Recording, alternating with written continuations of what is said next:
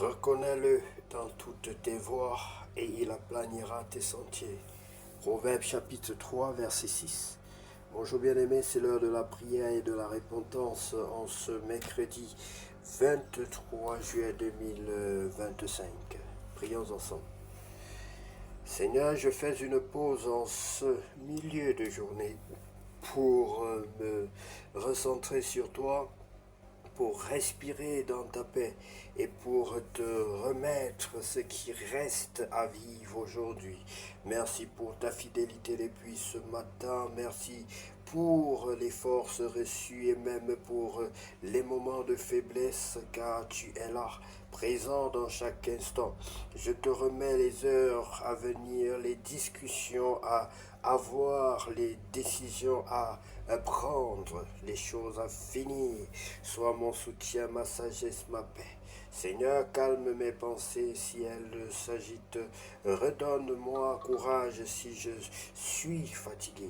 Ravive mon enthousiasme si je perds l'élan. Et rappelle-moi que je ne suis jamais seul, car tu es Emmanuel, Dieu avec nous. Si j'ai dit des paroles inutiles ce matin, pardonne-moi. Si j'ai oublié d'aimer, ramène-moi à l'essentiel. Et si je me suis éloigné de toi, ramène-moi dans tes bras. Ta parole déclare, reconnais-le dans toutes tes voies et il aplanira tes sentiers. Je veux te reconnaître, Seigneur, dans toutes mes voies. Bien-aimé, même à mi-journée, Dieu continue de conduire. Il ne s'épuise pas, il ne recule pas. Ce que tu lui remets, il le prend avec soin. Il marche avec toi, pas à pas.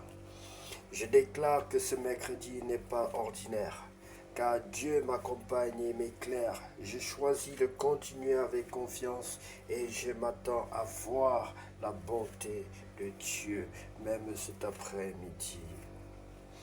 Seigneur, je t'abandonne la suite de cette journée. Conduis-moi par ta main.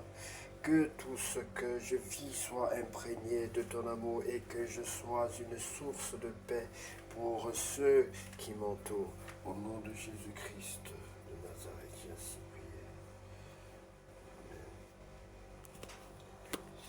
prié. Bien-aimés, la deuxième phase de notre temps de prière est consacrée à tous ceux qui veulent recevoir le Seigneur Jésus-Christ dans leur vie comme leur sauveur personnel et leur Seigneur.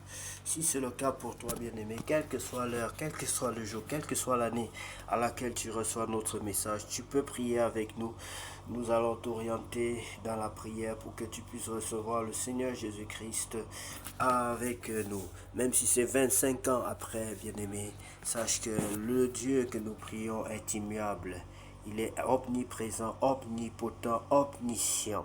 Il n'est ni limité par le temps ni par l'espace. Il est partout et en tout. Bien-aimé, si tu veux le recevoir, faire de ce grand Dieu ton Dieu et détruire tout ce qui est faux Dieu, tout ce qui est idole dans ta vie, tu es la bienvenue. Prends la position qui honore notre Dieu bien-aimé et prie après moi. Tu vas répéter cette prière d'un cœur sincère après moi, bien-aimé. Seigneur Jésus-Christ, je reconnais que je suis un pécheur. Seigneur Jésus-Christ, je reconnais que je suis un pécheur. Je te demande pardon de tout mon cœur et je t'invite dans mon cœur. Je te demande pardon, efface mon péché de devant ta face, Seigneur. Efface mon péché de devant ta face, Seigneur. Je t'invite dans ma vie comme mon sauveur personnel et mon Seigneur. Je t'invite dans ma vie comme mon sauveur personnel et mon Seigneur. Je t'en supplie, prends le plein contrôle de ma vie, Seigneur. Baptise-moi et remplis-moi de ton Esprit Saint. Baptise-moi et remplis-moi de ton Esprit Saint. Au nom puissant de Jésus-Christ, j'ai ainsi prié. Amen. Sois béni, bien-aimé, si tu as fait cette prière de tout ton cœur.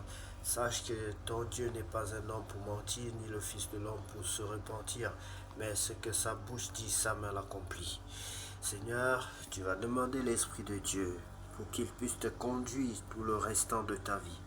Seigneur, j'invoque ton Esprit Saint dans ma vie. Je te demande la plénitude de ton Esprit Saint Accorde-moi la plénitude de ton Esprit Saint, Seigneur, je t'en supplie. Accorde-moi ton Esprit Saint. Baptise-moi de ton Esprit Saint. Remplis-moi de ton Esprit Saint. Je t'en supplie, Père Saint. Au nom puissant de Jésus-Christ, j'ai ainsi prié. Amen. Bien-aimé, pour grandir dans la foi, il est nécessaire de lire la parole de Dieu et de chercher à comprendre par l'aide de l'Esprit de Dieu. C'est ce que nous appelons le pain de vie.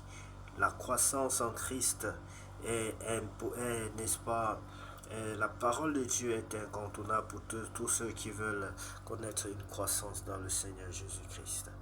Lisons donc la parole de Dieu, on va manger le pain de vie. Dans le livre de 2 Rois, chapitre 18, Ézéchias, roi de Juda, la 3e année d'Osée, fils d'Éla, roi d'Israël, Ézéchias, fils d'Achaz, roi de Juda, régna. Il avait 25 ans lorsqu'il devint roi, et il régna 29 ans à Jérusalem. Sa mère s'appelait Abi, fille de Zacharie. Il fit ce qui est droit devant aux yeux de l'Éternel, entièrement comme avait fait David, son père. Il fit disparaître les hauts lieux, brisa les statues, abattit les idoles et mit en pièces le serpent d'airain que Moïse avait fait, car les enfants d'Israël avaient jusqu'alors brûlé des parfums devant lui.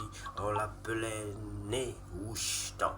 Il mit sa confiance en l'Éternel, le Dieu d'Israël, et parmi tous les rois de Juda qui vinrent après lui ou qui le précédèrent, il n'y en eut point de semblable à lui. Il fut attaché à l'Éternel, il ne se détourna point de lui, et il observa les commandements que l'Éternel avait prescrits à Moïse. Et l'Éternel fut avec Ézéchias qui réussit dans toutes ses entreprises. Il se révolta contre le roi d'Assyrie et ne lui fut plus assujetti.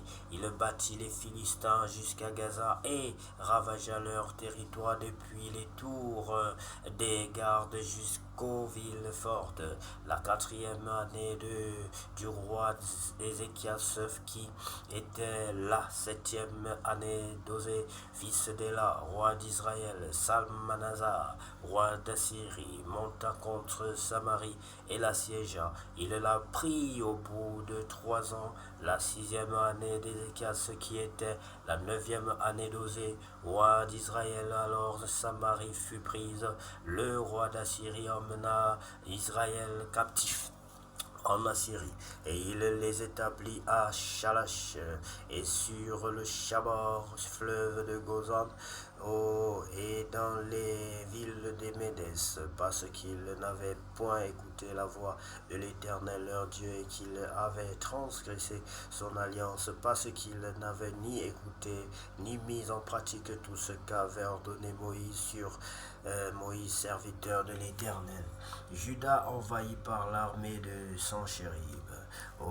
La 14e année du roi Ézéchias, Sanchérib, roi d'Assyrie, monta contre toutes les villes fortes de Juda et s'en empara. Ézéchias, roi de Juda, envoya dire au roi d'Assyrie, à Lachis: j'ai commis une faute, éloigne-toi de moi, ce que tu m'imposeras, je le supporterai.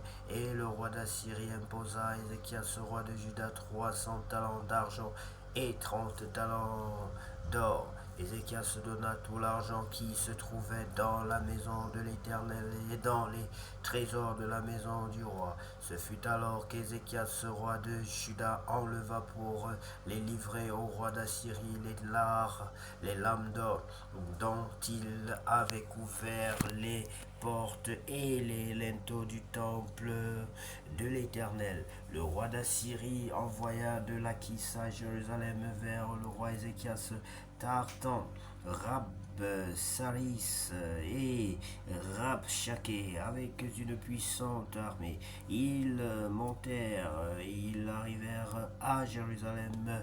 Lorsqu'ils furent montés et arrivés, ils s'arrêtèrent à l'aqueduc de l'étang supérieur sur le chemin du champ du Foulant. Ils appelèrent le roi et Eliakim, fils de Hilkija, chef de la maison maison du roi se rendit auprès d'eux avec Shebna, le secrétaire, et Joach, fils d'Azaph, l'archiviste. Rabshakeh leur dit, dites à Ézéchias, ainsi parle le roi, le grand roi, le roi d'Assyrie. Quelle est cette confiance sur laquelle tu t'appuies? Tu as dit, il faut pour la guerre de la prudence et de la force, mais ce ne sont que des paroles en l'air. En qui donc as-tu placé ta confiance pour t'être révolté contre moi? Voici, tu l'as placé dans l'Égypte, tu as pris pour soutien le roseau cassé, qui pénètre et perce la main de quiconque s'appuie dessus. Tel est Pharaon, roi d'Égypte, pour tous ceux qui se confient en lui. Peut-être me direz-vous, c'est en l'Éternel notre Dieu que nous nous confions, mais n'est-ce pas lui dont Ézéchias a fait disparaître les hauts lieux et les autels en disant à Juda et à Jérusalem, vous vous prosternerez devant cet autel à Jérusalem. Maintenant, fais une convention avec mon maître, le roi d'Assyrie, et je te donnerai 2000 chevaux si tu peux fournir des cavaliers pour les monter. Comment repousserais-tu un seul chef d'entre les moindres serviteurs de mon maître? Tu mets ta confiance dans l'Égypte pour les chats et pour les cavaliers. D'ailleurs, est-ce sans la volonté de l'Éternel que je suis monté contre ce lieu pour le détruire? L'Éternel m'a dit, monte contre ce pays et détruis-le. Eliakim, fils de Hilkisha, de Shebna et Joach dirent à Rabshakeh, parle à tes serviteurs en araméen car nous le comprenons, et ne nous parle pas en langue judaïque aux oreilles du peuple qui est sur la muraille. Rabshakeh leur répondit, est-ce à ton maître et à toi que mon maître m'a envoyé dire ces paroles? N'est-ce pas à ces hommes assis sur la muraille pour manger les excréments et pour boire leurs urines avec vous? Alors Rabshakeh s'étant avancé, cria à haute voix en langue judaïque et dit, écoutez la parole du grand roi, du roi d'Assyrie. Ainsi parle le roi, qu'Ézéchias ne vous abuse point, car il ne pourra vous délivrer de ma main. Qu'Ézéchias ne vous amène point à vous confier à l'Éternel en disant, l'Éternel nous délivrera, et cette ville ne sera pas livrée entre les mains du roi d'Assyrie. N'écoutez point Ézéchias, car ainsi parle le roi d'Assyrie. Faites la paix avec moi, rendez-vous à moi, et chacun de vous mangera de sa vigne et de son figuier, et chacun boira de l'eau de sa citerne, jusqu'à ce que je vienne et que je vous emmène dans un pays comme le vôtre, dans un pays de blé et de vin, un pays de pain et de vigne, un pays d'oliviers à l'huile et de miel, et vous vivrez et vous ne mourrez point. N'écoutez donc point Ézéchias, car il pourrait vous séduire en disant, l'Éternel nous délivrera.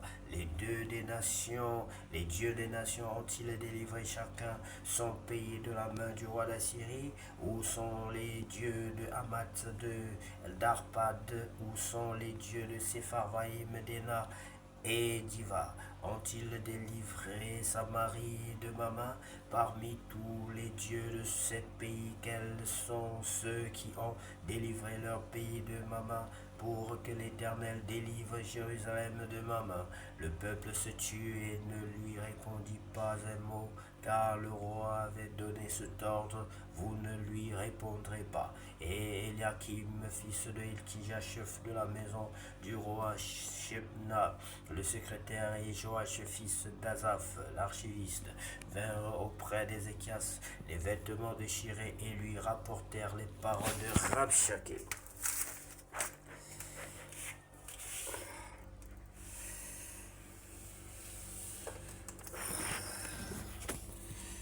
Bien-aimés, que Dieu vous bénisse abondamment. Je vous exhorte de lire et de relire ces chapitres, tout en demandant à Dieu de vous ouvrir les yeux spirituels, tout en demandant au Saint-Esprit de Dieu de vous aider à comprendre les paroles profondes de cette histoire qui est une histoire vraie et une histoire dans laquelle on tire beaucoup, beaucoup de leçons, bien-aimés.